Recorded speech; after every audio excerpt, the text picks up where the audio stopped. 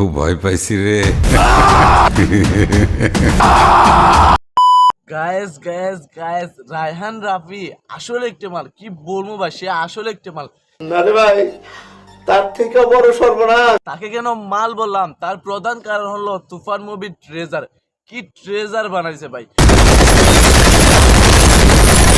তুফান না ভাই, তুফান না, বাংলাদেশ ফিল্ম ইন্ডাস্ট্রির জন্য এটা সুনামি। তুফান মুভির পোস্টার থেকে যারা যারা বলছিলেন যেটা এআই দিয়ে তৈরি, তাদের জন্য এক বদনা সমবেদনা।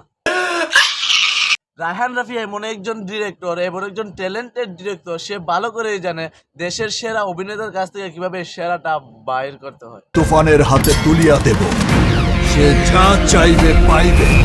বিশ্বাস করেন, তুফান মুভির ট্রেজারটা দেখার সময় আমার একবারও এক সেকেন্ডের জন্য মনে হয় না প্রথমে যে এটা বাংলা মুভির কোনো ট্রেজার, মানে বাংলা মুভির ট্রেজার এরকম হইতে পারে।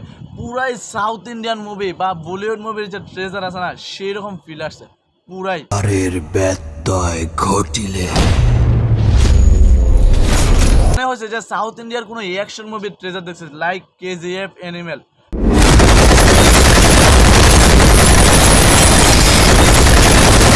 বিশ্বাস করেন, শাকিব খানের লুক দেখে পুরাই কেজিএফ মুভির রকি ভাই বা অ্যানিমেলের রণবীর কাপুর থেকে কোনো অংশ কম লাগে নাই। পুরাই ওয়াও, জাস্ট ওয়াও। বাইরে বাই কি ছিল না ট্রেজারে, ধামাকা অ্যাকশন, বাড়ি বাড়ির ডায়লগ, সাধু ভাষার ডায়লগ। আপনি বিশেষ করে যে ডায়লগগুলো ইউজ করা হয়েছে না সাধু ভাষায়, দেখেন ডায়লগগুলো সেই, মানে এক একটা ডায়লগ শুনতেই মানে অন্যরকম লাগছে। পুরো দেশকে তুফানের হাতে তুলিয়া দেব, সে যা চাইবে পাইবে।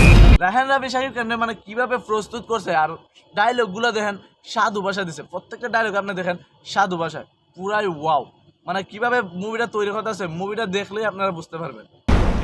আরের ব্যত্যয় ঘটিলে আর শাকিব খানের অভিনয় মানে একদম অসাধারণ। মানে শাকিব খানের এ যাবৎকালের সবচেয়ে বেস্ট মুভি, সবচেয়ে বেস্ট অভিনয় করছে এই তুফান মুভির মধ্যে। তুফান মুভির ট্রেজারে আরেকজন সবার নজর কাছে, তিনি হলেন বাংলাদেশের গুণী অভিনেতা চঞ্চল চৌধুরী। মানে তার ডায়লগটাই আরো অন্যরকম ভাইব নিয়ে আসে। সে একটাই ডায়লগ দিছে, তুফান ভয় পাইছি রে। তুফান খুব ভয় পাইছি রে। এই ডায়লগটাই তার বুঝাই দিচ্ছে যে তার এই মুভিতে তার ভূমিকা কত। প্রথমত বাবা হয়েছিল চঞ্চল চৌধুরী, শুধু মনে হয় ছোটোখাটো একটা ভূমিকা হবে, যে মুভির লাস্টে কোনো ভূমিকা হবে।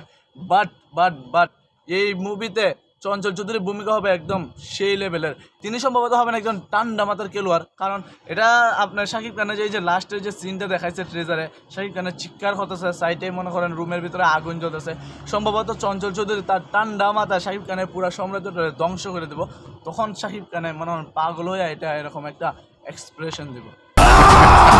মুভিতে শাকিব খানের লুকগুলো দেখেন কেজিএফ মুভির রকি ভাই বা অ্যানিমেল ছবির রণবীর কাপুরের চেয়ে কোনো অংশ কম না, একদম বেস্ট। আসলে শাকিব খান আসলে ট্যালেন্ট আছে, কিন্তু তার দরকার সঠিক গাইডলাইন।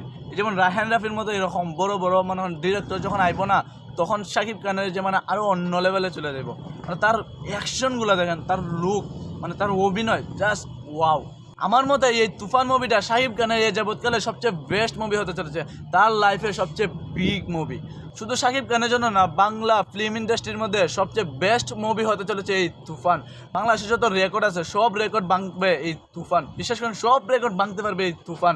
আর যদি 100 কোটির কাতারও চলে যায়, অবাক হওয়ার কিছু নাই।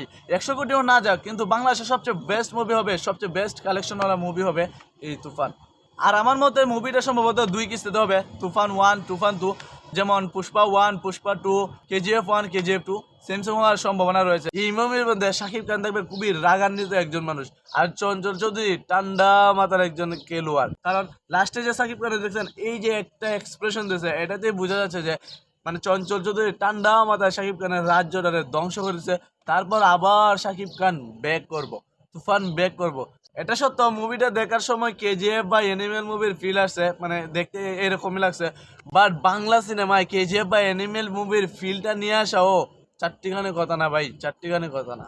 এত অল্প বাজেটের মধ্যে রায়হান রাফি যে কিলটা দেখাইছে না, মানে বিশ্বাস করেন পুরাই ওয়াও। কলকাতার রায়হান রাফি একটা সেই লেভেলে মুভি বানাইতেছে, অসাধারণ। বাংলা সিনেমার সবচেয়ে বেস্ট মুভি হতে যাচ্ছে।